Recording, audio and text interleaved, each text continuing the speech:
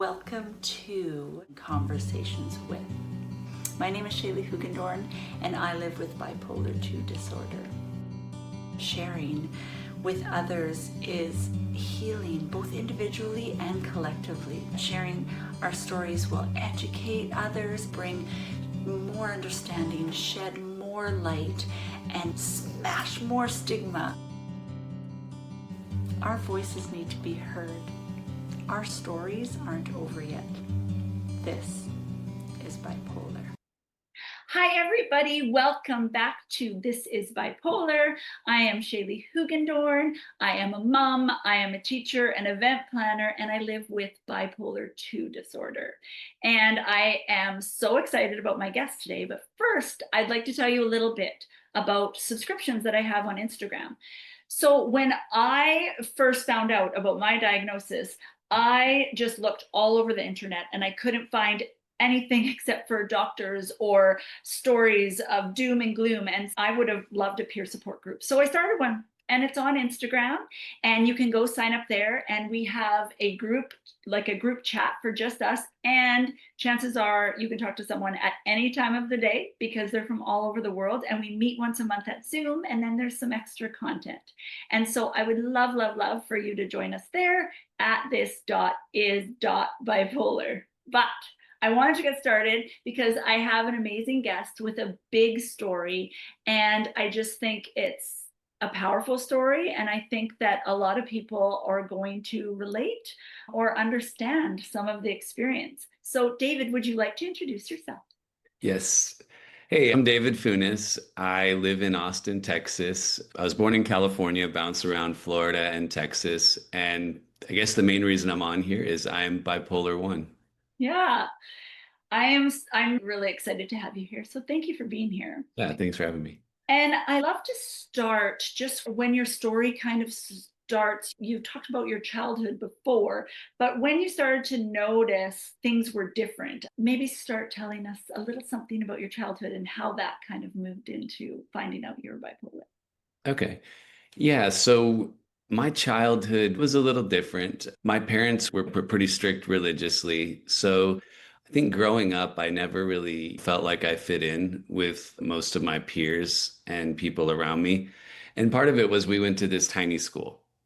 It was like in a double wide trailer from kindergarten through 12th grade. Yes, so 20 kids in all, and there was five of us in my family. So we made up a fourth to a fifth Wow. of the school. Yeah. It was like a little house on the prairie type school or whatever. So yeah, it was a pretty strict upbringing. I think part of why that was is I think my mom and stepdad had some rough things go on, and I had a rough childhood before that. My first memory, I guess I can talk about real quickly, was when I was 4 years old, was my mom being strangled by my dad in the kitchen. I remember being there and crying, wanting him to stop. He was drunk and he used to use drugs as well. Had some early trauma in my life. Parents got divorced after that. And I think because of that, my family turned to the more religious side of things. So that's how my childhood was. And bipolar, a lot of people say, is caused a lot of its genetic predisposition and a lot of its trauma. So I think I got hit with both of them because there is a lot of bipolar in my family. And one of my siblings is also bipolar, although he's bipolar too. So yeah, that's I think how things started. I ended up going to Christian college. My parents basically gave me two choices. I could go in the military or I could go to Christian college. And I did, yeah, I didn't want to go in the military. I told you about the strict upbringing. I had to make my bed with hospital corners, had to iron when I ironed my clothes, if there was even one wrinkle, I was sent back to the ironing board. So I was like, military's not for me. Let's try out Christian college. And that's when I had my very first episode when I was 20 years old in college. And it was a major depressive episode. And you hadn't had one before. No, yeah. So growing up, I had a tough time. I felt like I didn't feel like I could get along very well with my peers. I couldn't watch the movies, listen to the music. The only thing I had in common with them is sports. But I don't think any of the bipolar really manifested until I was 20 when I had that depressive episode. And it was really scary because it came out of nowhere. There wasn't like a catalyst in my life that caused it, like nothing had changed. And yeah, I just remember being really scared because all of a sudden I didn't want to come out of my room. For me, a lot when I was depressed, and I know this happens for a lot of other people, my mind would slow down considerably. I call it like slow as molasses. So I started failing my assignments in class. I just couldn't remember simple things. Didn't want to get out of bed, didn't want to hang out with my friends. And yeah, that ended up lasting for 2 or 3 months. I did go to a doctor. They gave me I think it was Prozac was like my first medicine, Yep. but bad side effects. So I stopped Yeah. taking it after a few days, and thankfully it went away on its own. But my cycles are like long cycles. That first cycle did last a couple months. I can totally relate to that because mine was like cyclical with the year too.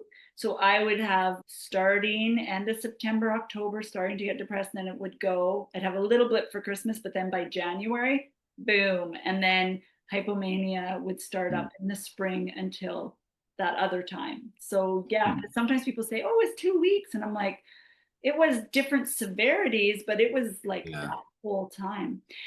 I found it really interesting what you said. And a lot of people that are listening that love someone with bipolar disorder or wondering if a loved one has bipolar disorder, you said something really important about how it came out of nowhere.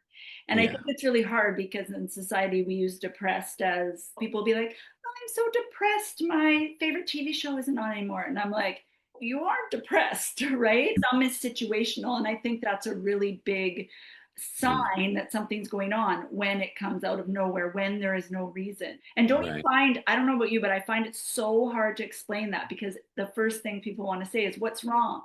And maybe something triggers it, but also not, right? Yeah, it's really difficult because most people that are not bipolar just won't get it. They're like, what do you mean there's nothing wrong in your life? And my depressive episodes have gone both ways. There's been a few that nothing I could think of caused it. Then there's a couple that I'm like, okay, I know exactly why I'm depressed Yeah, right now. yeah, it's so tricky because change also can do, and yeah, the bipolar brain. I'm curious for people listening that might want to relate or might want to understand, what did it also feel like in your body or in your head? Did you have suicidal ideation? Were you just numb? I'm curious about that. On this one, I did not have suicidal ideations. Those came later during another episode. But this first one, there was a lot of it. There was a lot of anxiety Yeah. and just, yeah, it was more like the standard depression that I've had worse episodes where I was Okay. suicidal, but this one didn't go to that far, at least. Okay. So tell me what happened next. Did you drop out of school? What happened? No, I ended up barely passing my classes. After that, I ended up getting married when I was 21, college sweetheart thing, basically. Christian college, right? Christian college, yeah. So we were both each other's firsts on our wedding night, Yeah. yeah, that sort of thing. And then I had a couple more minor depressive, and I call them like baby manic episodes. There's not a lot of as much to talk about, but I had my very first major manic episode when I was 26, and that's when my life totally changed. Yeah. So you had been married how many years? A couple of That would years? have been it's 5 years. 5 years. Yeah. Wow. Okay. Yes. Tell me about this manic episode. We know it can sometimes blow up our lives, and I'd love to hear your story. Yeah, so it started out like a lot of people would describe Mania. It felt good at first. I had a lot of energy. I was getting not getting a lot of sleep. I was getting up early, hitting the gym. I'd get to work early. I was crushing it at work because I had this extra confidence at first. So at first it's great. You feel like a superhero. But then it started getting worse because not everyone always talks about it, but the sex drive Yeah. situation with Yeah. Mania got super elevated. I'm an introvert by nature, and my ex was my first, so I was never one to flirt with Oh, girls or it just wasn't me. Like at 26, she was the only person I'd been with. mm, But this is where I probably feel the most shame for anything I've done. I ended up as a girl at my work. At this time, I didn't even drink really. I'd never done drugs. All that comes later. But I ended up going out with this girl to dinner. I got drunk for the first time ever, first time drinking tequila, like all of that at tequila 26. time. Yeah, yeah, I know. Yeah, I was sheltered, which most people wouldn't think based on my later story. But yeah, then I ended up getting a hotel with this girl and I ended up cheating on my ex, which I know some people with bipolar can probably identify with this. I didn't like the shame came later. When I was manic, I was almost like narcissistic about things, total hedonistic, like pleasure seeking. Yeah. So like the next day I went home and just told my ex. I wasn't scared to tell her. I just matter of factly told her. She started crying, obviously, and I just packed up and left at that time. Yeah. So yeah, the shame and the guilt and all that comes later. But at that time, I don't know. I was like, I want this new party life, basically. Yeah. So Yeah. yeah, I moved And out, I blew that think up. that's hard for people to understand. And it's a big thing that people don't talk about, right? Because, of course, there's like accountability, but then it's also, it wasn't you. It would be different if you had something like a, I don't know, let's say a blood disorder or whatever, and you had like a hemorrhage or you're bleeding or whatever. That's a symptom. And it would sadness blow up your life, but it wouldn't be like your fault or things that have hurt other people. And I think that's a really tricky thing for people to understand, because there, of course, there is the shame and it was us, but then also it isn't, right? Yeah, what I guess the way I put it sometimes is I do take responsibility for all my actions, but the hardest part for me to reconcile in my life is I don't always know what was me and what was the disease. Right. Be Because especially as we go into my story more, when it gets to the crime and gets to Mm. the moving in of the drug deal, like some of the things are just so out of character for me that I did that I can't believe that I would have done all these things if I didn't have the disease. But so yeah, it's hard because like I've had to take responsibility and try to apologize and make amends for everything. But yeah, you just don't know what your life would have been like without the bipolar. Yeah, because it's so intertwined, Yeah. right? I call that sometimes the apology tour. Sometimes I'm like, I have to go on my apology tour. But yeah, let's get into the rest of your story. So that happens. You're moving on, you want a different life. Yeah. So I guess probably the next crazy thing I did that shows the mania is, and a lot of us bipolar people do this. I'm still married. Like I was trying to get the divorce, but very shortly after, like I'd say a couple months after, I fall in love again with, it's an au pair. It's like a foreign nanny that's like Yeah. living in the United States. And she was going to have to go back to Mexico. I decided I wanted to marry her so that she didn't have to go back. Like Yeah. while I'm still married. Yeah. Yeah, of course. There's the bad decisions that don't make any sense. Yeah, I get on a plane with her. I'm practicing my Spanish and I go meet her family. Like they don't know I'm still married or anything. And I asked their permission. And yeah, we were going to get married. They like throw a party for us down there with mariachi and all that. Yeah. And then we get back and we're ring shopping. I can't explain this behavior, but before we could end up totally having the wedding, I got hit with probably the worst depressive episode I had. And you asked me earlier about the suicidal thoughts. This is where that came. But even before that, obviously, this girl couldn't understand the total change in my behavior. So obviously, that put a strain on our relationship completely. But then I just totally withdrew at that point because I couldn't even think about her. All I was thinking about was wanting to end my life. Not because I wanted to die, but the pain that I was feeling with this particular depressive episode. I was not able to sleep for whatever reason either. So it was messing up my thinking even more. And I just remember on my lunch break, I lived next to work. I would go home and I would stand in my garage trying to get the courage up to flood it with carbon monoxide, or I'd pour sleeping pills into my hand. I never got the courage. I was so close several times, but thank God I never did it. But that's all I could think about until finally I had this moment of clarity and I didn't know what to do. I didn't know any other people that were struggling like I did. So I packed a bag and I drove myself to the nearest mental hospital. And I was scared to go in there. I was like, what if I'm stuck here forever? I don't know what's going to happen. But yeah, they went through my bag. They took a bunch of stuff. They're like, can't have your belt, can't have your shoelaces, this and that. But yeah, they checked me in. And during my either first or second day there, that's when I was diagnosed for the first time with bipolar.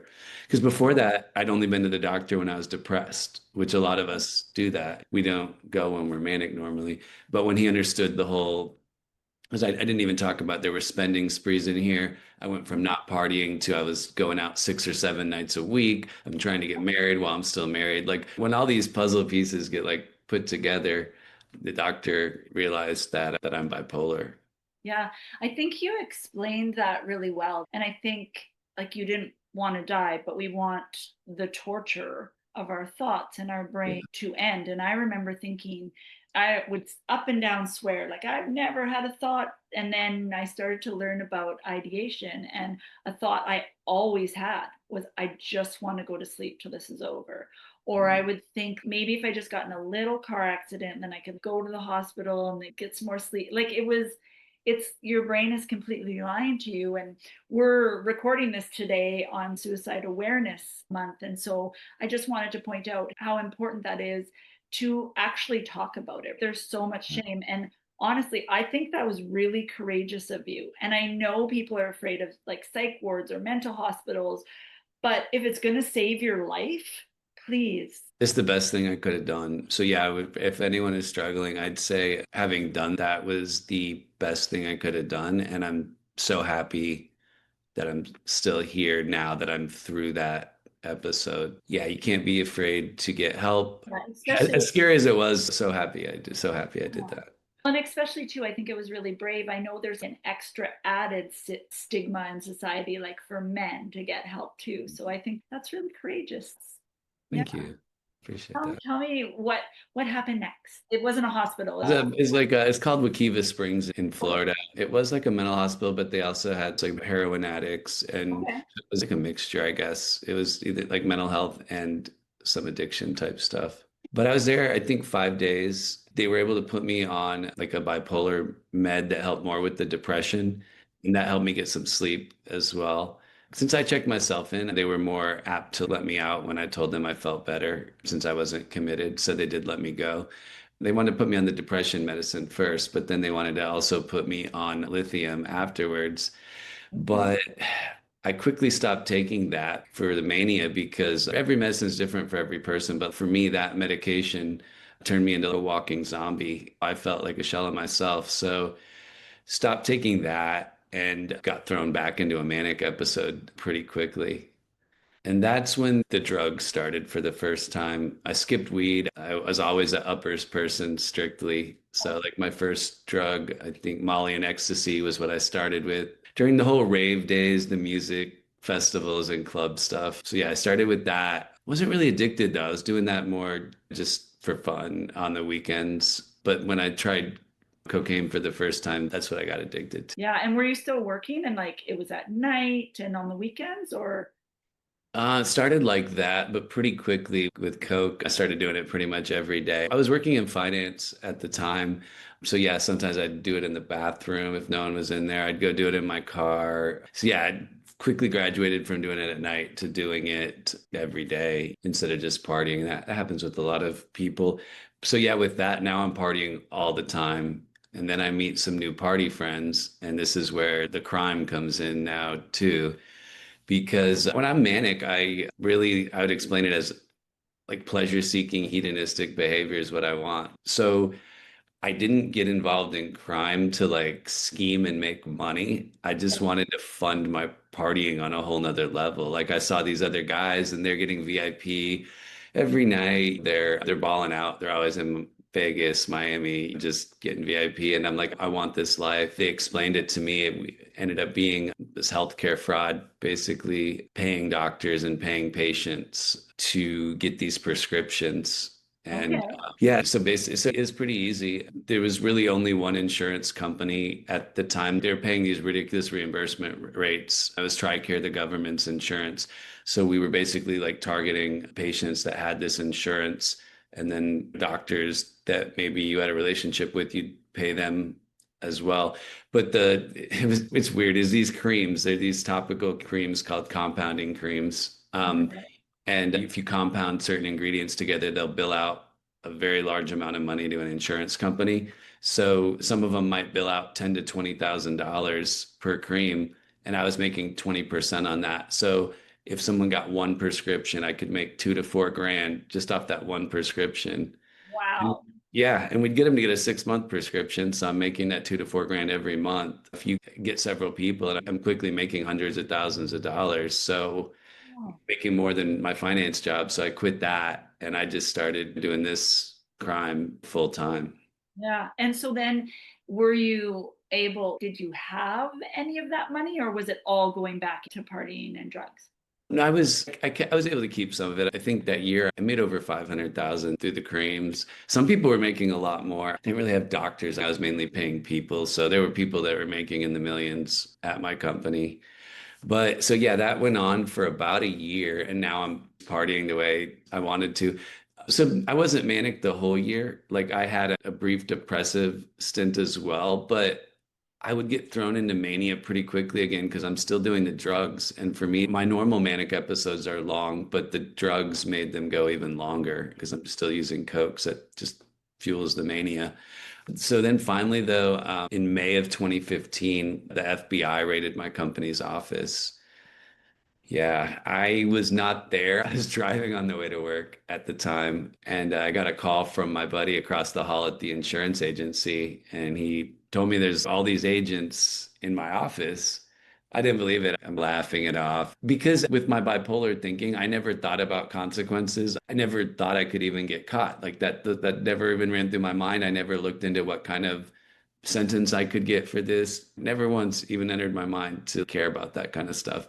It's So like we think we're above that. yeah, It's this yeah, weird, it's the weirdest thing, like you're special or you're yeah, things that people don't know. It's so hard to explain to people, yeah, your story. And of course it is wild and it is, but it's so hard to explain to someone that doesn't experience. Like I always say, and I only get hypomanic, but I always say the ideas don't feel like a suggestion. It feels like a demand. You know what I mean? The next thing that's going to feel good. It doesn't feel, I don't actually feel like I'm making choices. Doing. yeah. You don't have the rational thinking part. It's just, yeah, it's just this is the path you're going down. Yeah. I used to call myself the road runner because like people would warn me about stuff. I was like, no, I'm the road runner. Nothing can ever catch me. That's really what I thought too. But yeah, so the FBI raided our office. I find that out when I'm driving there. So I swung around home. I was like, I don't know what to do. So I did a couple lines of blow, grabbed boxes of what I thought was incriminating evidence. I'm just driving around town, like ripping up paperwork, throwing it in like dumpsters of different establishments. See, normally I would like to think I'm an intelligent person, but I'm just doing the most ridiculous stuff, like tearing all these papers up in different dumpsters and stuff. And then I just go home and await my fate. And my best friend was also, at the time, he was also involved in this. He came over and explained everything to me. They had confiscated all our computers, people's phones, and he said that him and I had to go get a lawyer. So we got a lawyer, same lawyer together. And I found out I was facing up to 7 years in prison because it's not based on how much you make, it's based on the loss amount to the government. And they said I cost the government $3.7 million.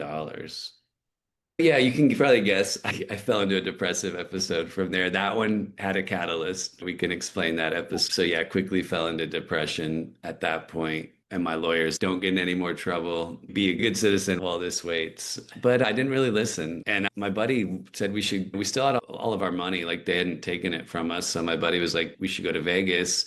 Maybe you can kick your depression. And that was my plan. I was like, maybe if I go to Vegas and do the most possible drugs, I can get rid of my depression. Because, like, before it got too bad, I was way more scared of my depression because I was scared, like, maybe I'll go through it now because I have something legit that makes my life not so worth living in my mind at that time. So we went to Vegas and we were supposed to stay 3 nights. My buddy went home, but I did so much coke and other drugs that I threw myself into a manic episode. And I decided I was just going to party there with all my new friends, basically. Yeah, I ended up staying 12 nights in Vegas partying. Yeah, I spent like $68,000 in Vegas. Yeah, Wow. it's a lot. Because when I was by myself, I was just getting tables for all my new friends, pool parties, clubs. Almost got arrested at one club because I was so messed up. I was doing lines off the table in the middle of the club. The bouncer was taking me out to the cops, but I was able to take him to an ATM and pay him $500 to not get me arrested. So barely avoided that. Ended up in the hospital also. I tried to do a flip off my cabana and split my whole shin open because I hit the side of the pool. I was almost blackout drunk. So yeah, it was an experience that I don't think I went to the doctor until like night 10 when it was infected. And I had already lost like over 15 pounds. And the doctor was like, you need to go home. Like my friends were calling me every day, very worried about me because no one should be in Vegas that long if they're partying. If you're chilling, it's one thing, but not if you're nonstop partying. Yeah, finally made it home in one piece, thankfully, on the 12th day. Spent like 3 days in bed. I was sick. Like I remember being in the airport, like sweating bullets. I was on the plane, I was like coming in and out of like consciousness, it felt. So it was like, yeah, if I would have stayed much longer, I don't know. I would have ended up in the hospital, maybe died. I don't know. Wow. Because when you did so much and then when Yes. you were going home, you weren't. And so, like, you were coming down, or it I just, think it was just a combination of all of that. I'd barely slept for 12 days. All I was doing is drinking and doing drugs. I'd lost so much weight. I think it was just a combination of all of it was just too much. I put my body through too much. yeah. So, what happened when you got home? I'd spent the 3 days in bed, but then I ended up at least the depression was gone, was how I felt. I ended up actually, well, before I moved to Austin, I guess I can tell real quickly. I went on a trip to Miami right before Austin. I was going to move to Austin with my buddy. And Manic me again. I meet a girl while Manic in Miami, and I knew her for a couple days, and I thought I was falling in love again. I convinced her to break up with her boyfriend back in Baton Rouge and move with me to Austin after like barely knowing this girl. Yeah. So yeah, I ended up moving to Austin at that point with this new girl and my buddy, and so yeah, and then we're in Austin, but that's when I hit another depressive episode not too long after, and girl ends up cheating on me. Not surprising, but yeah, so she cheats on me. I break up with her, and then I'm again hit with another manic episode after that. And that's when things got like the most crazy because that's when I saw a lot of money. So I ended up investing with another guy into an after hours nightclub. And the Oh, only reason I did that is, yeah, I wanted to party in my own club. I was like, what do I like? All I like to do is party. So I was like, what better to own than a club? yeah. I never wanted to buy a nice car. I never cared about anything like any possessions except for the club. Like the Yeah. club and just blowing money on partying was how my mania manifested. So yeah, I got the club. That was really bad for me because I wasn't trying to manage it at all. The other owner was mad at me because I'm always just in the biggest VIP section with my friends, not even trying to sell it. Office is turning into like a drug den, basically. I'm just doing the most drugs in there. And yeah, from there, I guess the next thing that happened is I was at the strip club and I met my new girlfriend there. She was a dancer. Probably the most interesting about her was I tried to buy her a drink, but she pointed down to her ankle monitor, which I hadn't noticed. But I thought that was cool in my mania. I was like, this Not girl, a red flag. You're like, oh, cool. yeah, she could probably keep up with me, maybe. Yeah, like I fell in love with her quickly. She moved in instead of the Miami girl. And so then it's me and her. And then the next person to move in is my dealer. Never. Yeah, this is where a lot of my TikToks go, I guess, and Instagrams. But yeah, I met this dealer and we hit it off and we partied all night. Woke up the next day and went to the liquor store to get some liquor. And we found out we both love Ciroc. He loved apple Ciroc. We're drinking Ciroc together. And that's why they call me Ciroc Poppy. And Okay. yeah, and that was the best nickname for a dealer ever. So I don't know, me and Ciroc Poppy hit it off, and I let him move into my spare bedroom. So it's like Wow. me, the dancer, and my dealer now living in my condo. Yeah. And can I say to our listeners, because we have experienced this, we're laughing. If Yeah, you're in this right now or you have, yeah, of course, we have big hearts for it. Of course, it's awful. But sometimes, I don't know about you, David, but sometimes if I don't laugh, I might never stop feeling the embarrassment or like anger that it happened to me. So I just want to say that because if you're a loved one listening and being like, oh yeah, hilarious, this happened to It isn't. We really care. It's just all we can do. And especially when it isn't our character, like Right. your character. Yeah. But I just Oh, wanted to say yeah. that because we do. And I'm just like, when you're saying it, I'm like, of course, that makes sense that you would think that. Whereas other people are like, what are they doing? So I just Yeah. wanted to say that. And I want to hear more about Poppy.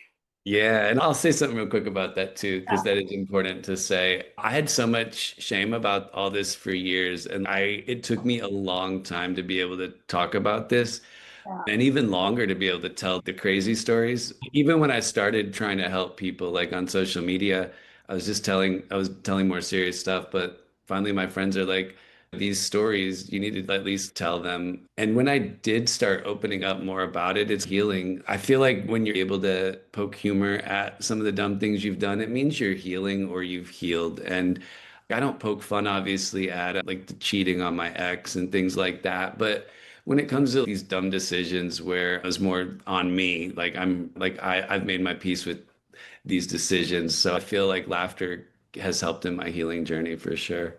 So one of the quotes that I've heard before is that shame breeds in darkness. So when we bring our stories to the light or we share our stories, it takes a little bit of the power and the shame from it. And you would think it was the opposite, right? You would think people will know Yeah. shame, but I don't know about you, but me coming forward, I was like, if I could just help one person, I didn't realize how much it Yeah. helped me.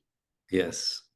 That's the part you don't realize at all. But yeah, it helped. If my story, and I know some of them can be ridiculous, but on some level, a lot of people with bipolar experience similar things. And so many people say they feel less alone when we're sharing our stories like this. Or even if they can say, oh, mine wasn't quite as, some people might even feel a little better about themselves sometimes. Or maybe worse. Or maybe I'm worse, you sure. never, but yeah, you Yeah. can imagine that you could have taken those secrets to your grave and only certain people Yeah. know. And I think it's really powerful that you're sharing your story. So I want to hear more. Okay. So yeah, after that, so I have the club, I've got the dancer and the dealer living with me. Then I keep moving other people in too. So we have this bouncer that's sleeping on my couch because he needed a place to stay. We had these two kids who Poppy had hired to hit a lick, which means to rob some people. And Okay. yeah, they got caught on camera. So they can't go home. We need to like help these kids. So I'm like filling my condo with all these people. And as a joke, they're the Ciroc boys, basically. Yeah, we got like this crew of ragtag people, basically. But yeah, as you can probably guess, I think Ciroc Poppy lived with me about 2 months. But having my dealer in my house was not good at all. I'm just walking to the next room to get my drugs. At that point, because I had the money, I was going through like an 8 ball a day. I was sharing a lot of it with people. It's not just me that's doing it, but I was going through like an 8 ball a day. So it's getting really bad. And the next thing that happened is the other owner just couldn't handle working with me. I was a menace. I was a nightmare to work with. I ended up buying out his share of the club, and everyone quit that worked there after he left because they all hated me because I was a terrible owner. In my manic mind, I was starting to let my friends manage the club instead. Like I let Ciroc Poppy be the general manager one night, and the money appeared to be quite a bit light. So when I confronted him by banging on his door, he ended up sucker punching me. And yeah, I ended up kicking him out at that point. That was the fallout of me and him.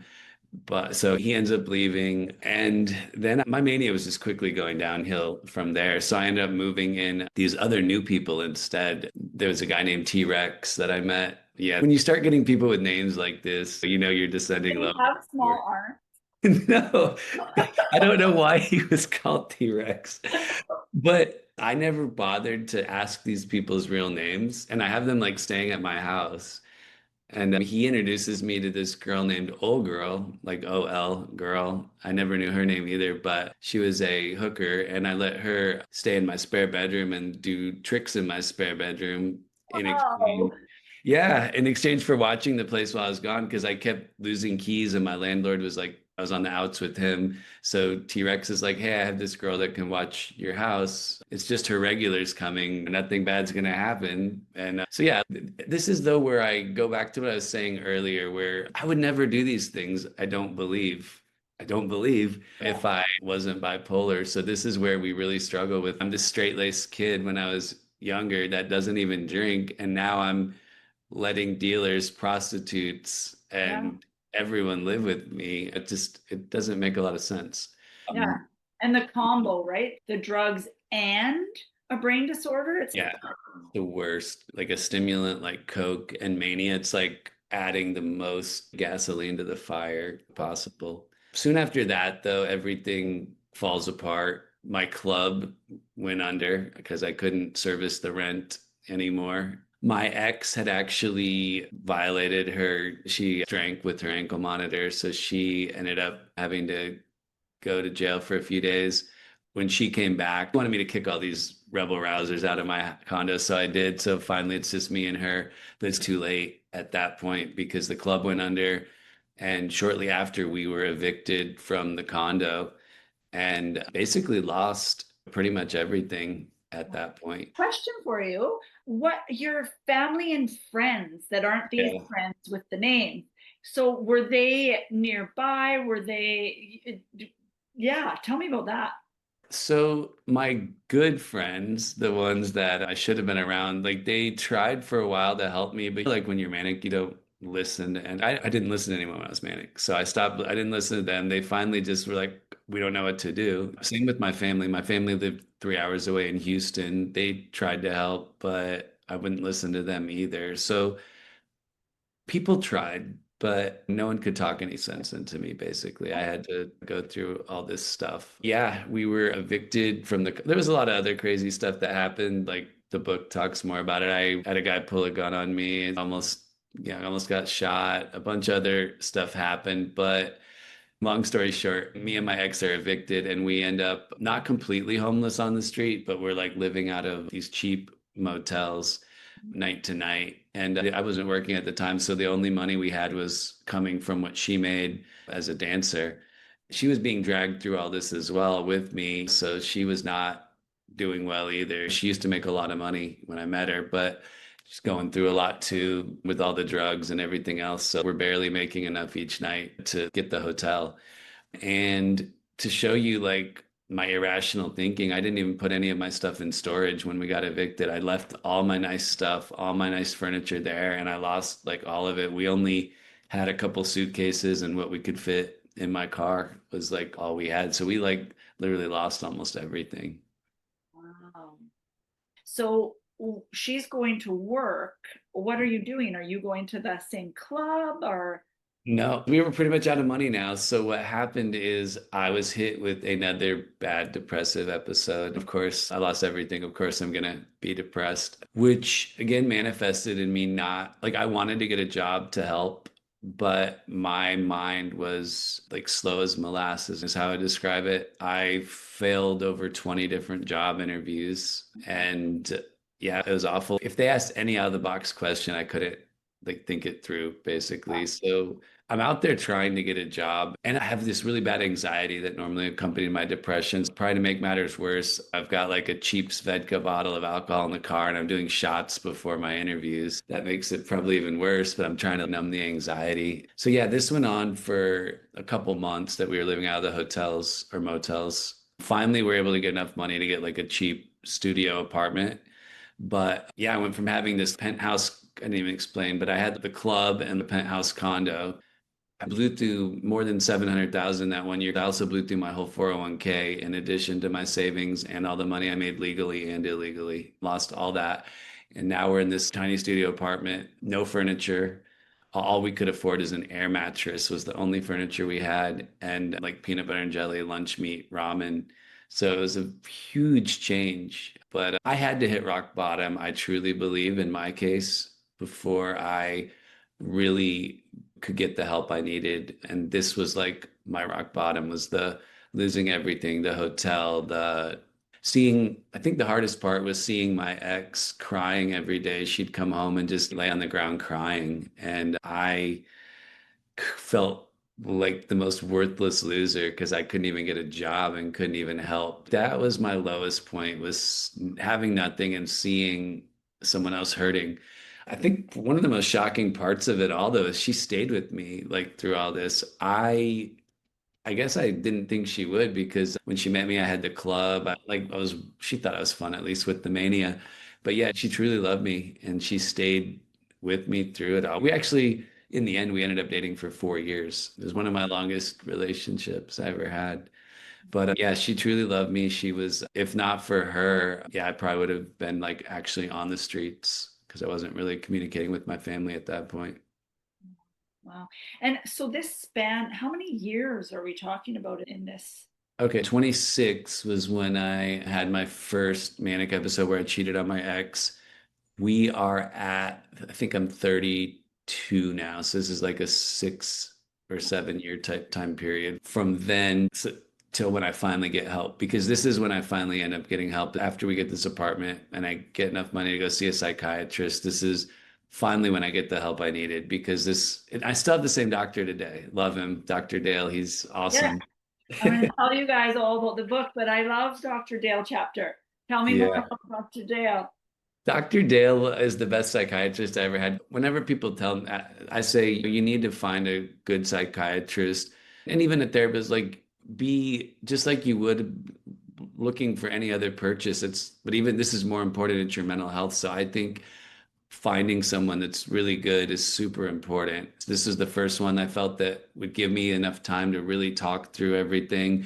He really wanted to look through all my medications. I felt, and I feel some doctors, and I hate to say it, but some of them are you're almost a number, you're in and out. And I felt like he really was compassionate, which is, I think, what I needed. But yeah, he was able to put me on the right meds, thankfully, that I'm still on today.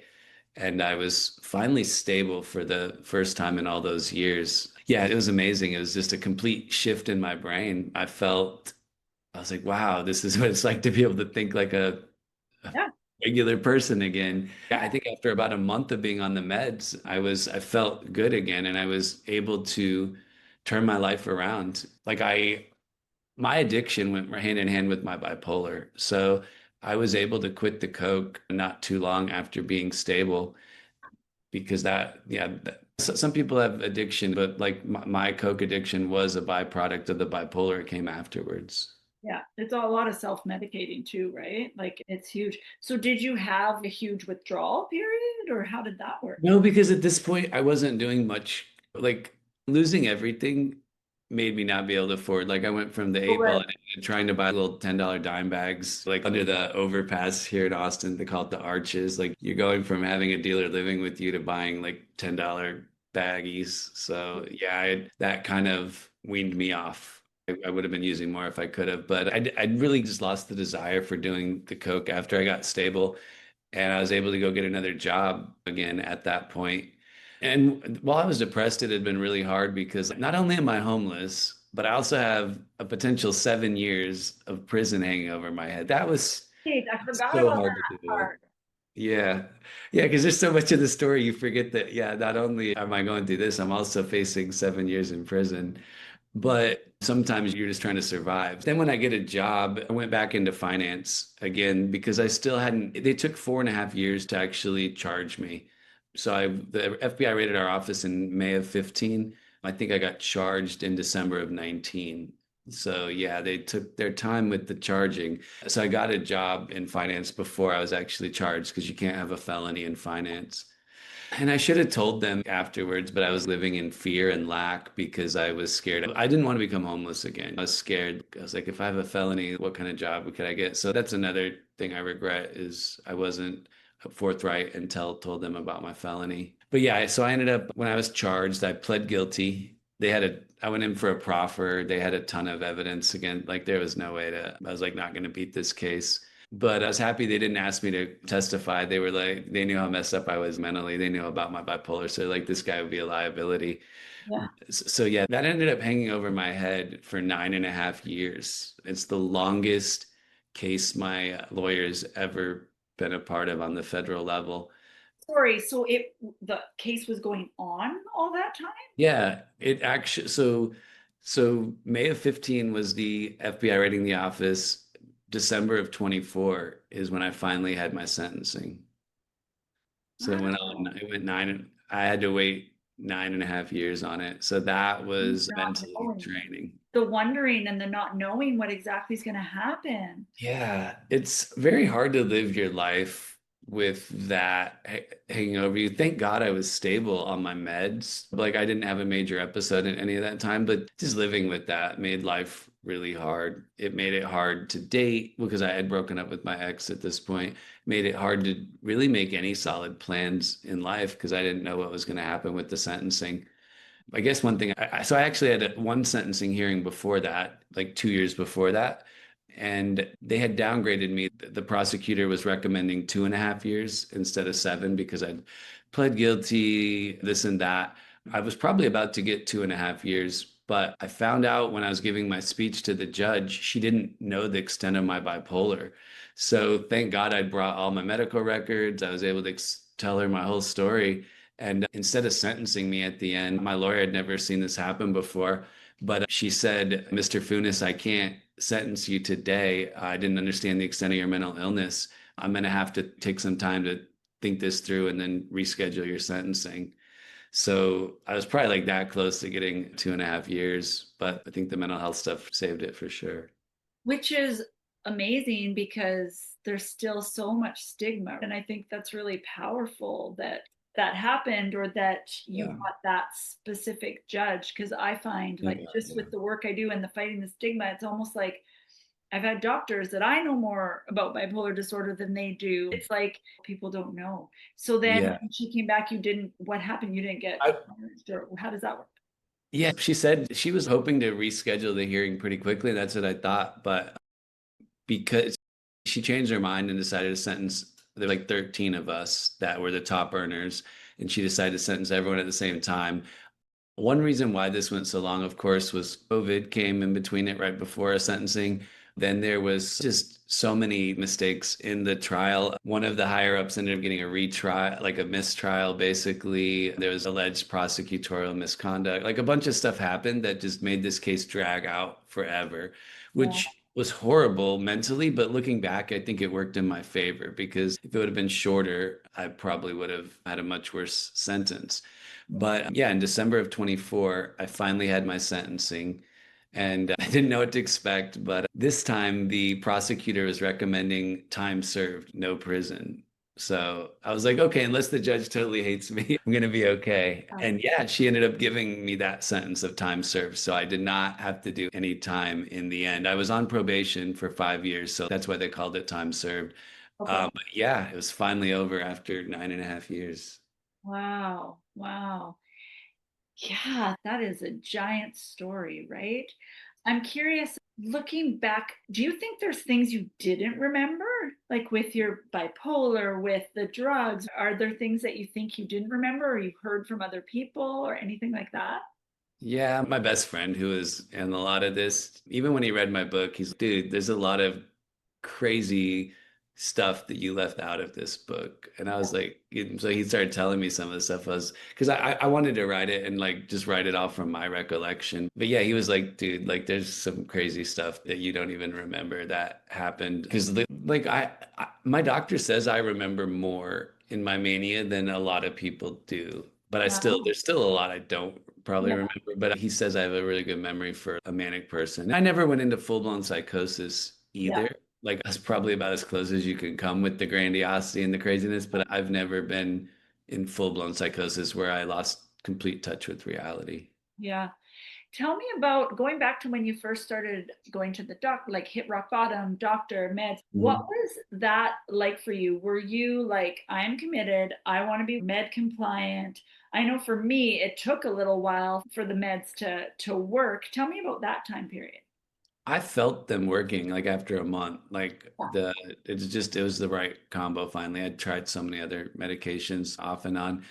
I think for me, what I tell people is I had hit such a low and such a rock bottom that I've never, like in the past 7 or so years that I've been stable, maybe it's 8 years now, I've never wanted to go off my meds because if I ever did, I remind myself of how low things got and I'd probably be right back there, unfortunately.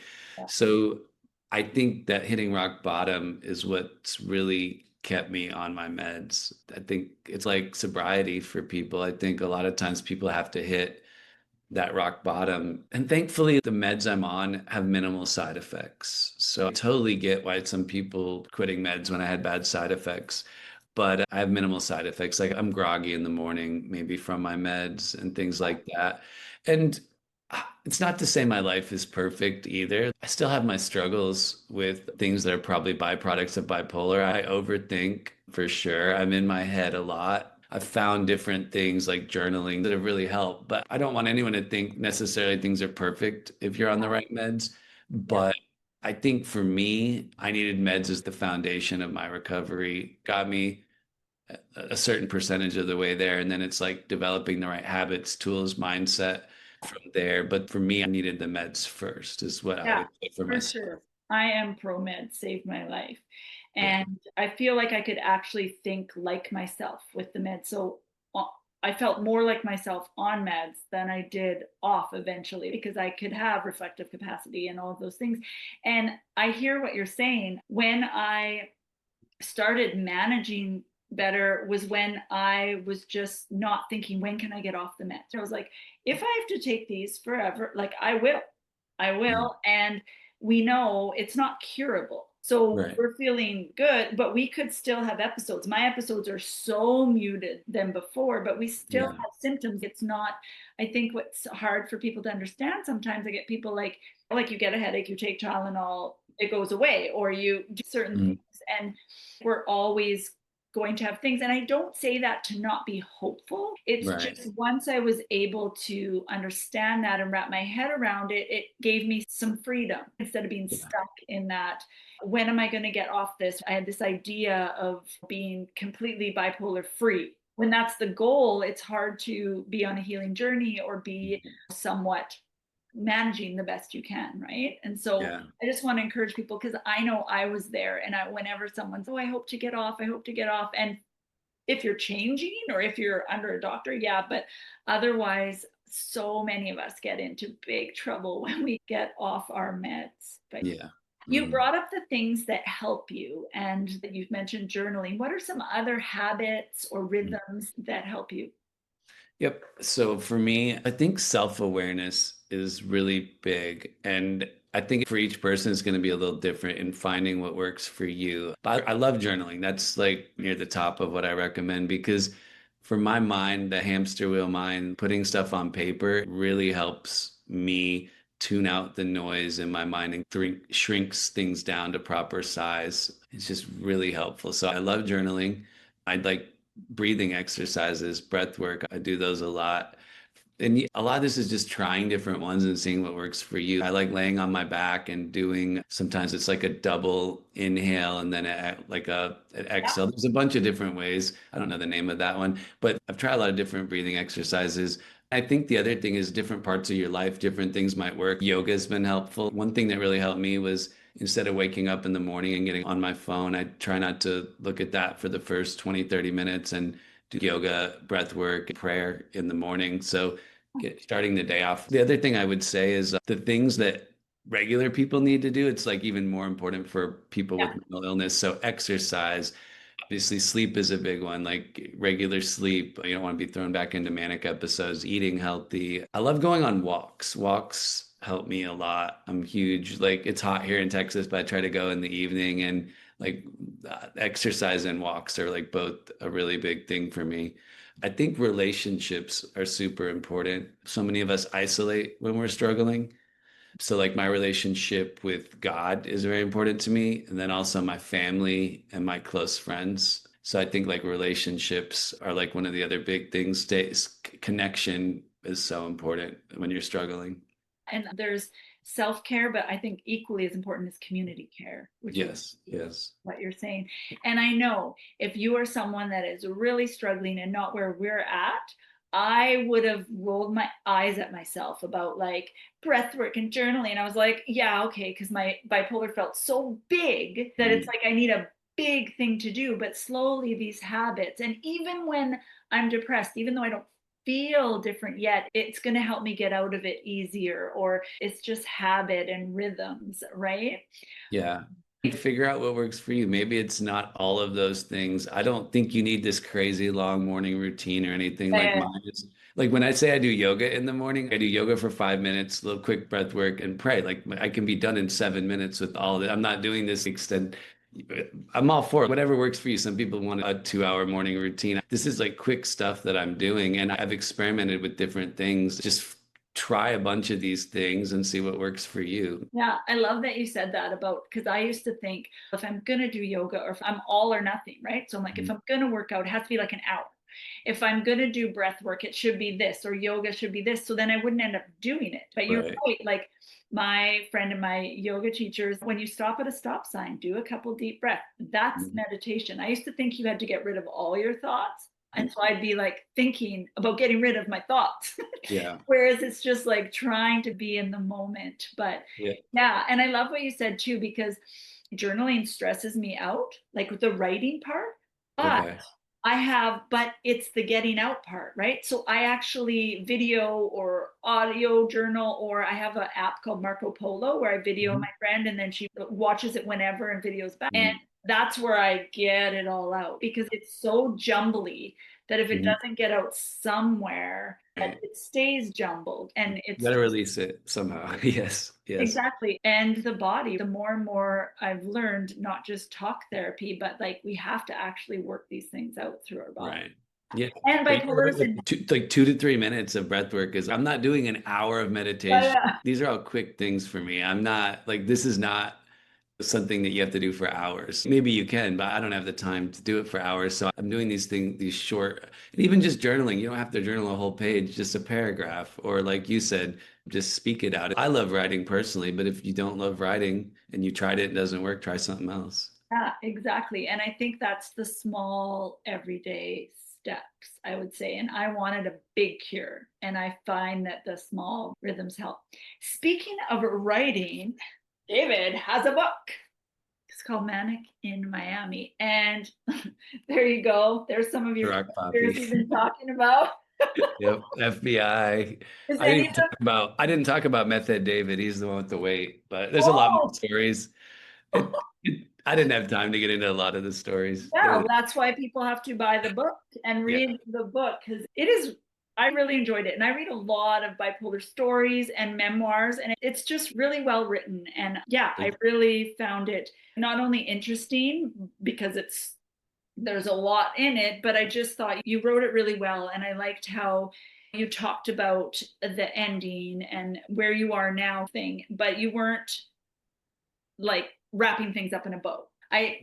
It drives me bananas when it's like a lot of mental health stories. I feel like the stigma is we have to make here I am now and I've arrived. And I think that's why I wanted to share on the internet because I share in the messy middle. And then you start to get pressure like, oh, a mentor, I'm like this because I know things, but all I have is my experience. And I don't want to come off as like, and the only thing I'm an expert in is my own specific story. So I love that you shared your story and it's available Amazon.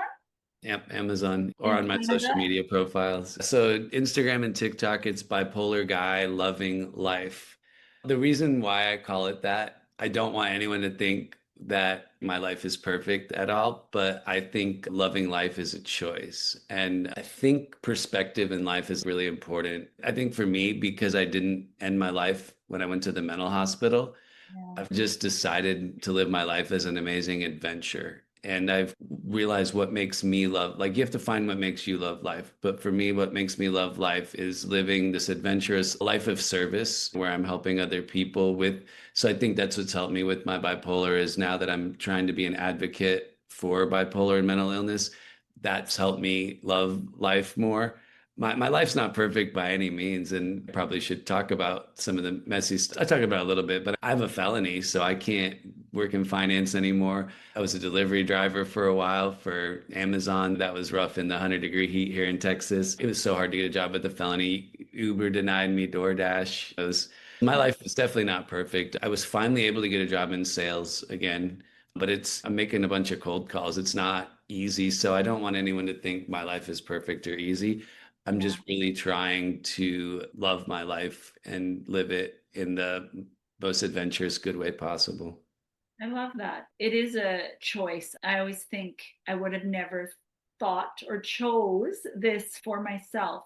But once I settled in and embrace the life that it is instead of the life that I thought it would be. And like you said, I love the word glimmers, right? I'm trying to find glimmers and for the month of September, and I do it throughout the year, but usually the month of September, I do 30 reasons and I try every day 30 reasons to stay alive. And sometimes, like right now, I'm having a lot of depressive symptoms. And so it's glimmer, what I'm having to go to the micro level, right? Yeah. Like, I've been seeing your content. Yeah, no, I can tell that's really resonating with a lot of people though when you're sharing that. oh, thanks. Yeah. I do it for myself so I can look But it back. helps people too. Yeah, oh, thanks. I want everybody to come back because we're going to talk after this and do a little episode because I know a lot of people want to write their memoirs or want to get their stories out there. So I'm going to ask David some questions about writing his memoir. So watch for that. But in Yeah. the meantime, I just wanted to say to you, David, like, you are saving lives. Like what you are doing, sharing and writing this book and being open and putting your life out there, it's really powerful. And even on top of all of that, like not a lot of men come forward. So I just think it's really brave and courageous. And I just wanted to thank you for the work you I do in the appreciate world. that. Thank you. Yeah. I will see everybody at the next episode. This is Bipolar. Thanks again for tuning in. You can find video versions of This is Bipolar on our YouTube channel.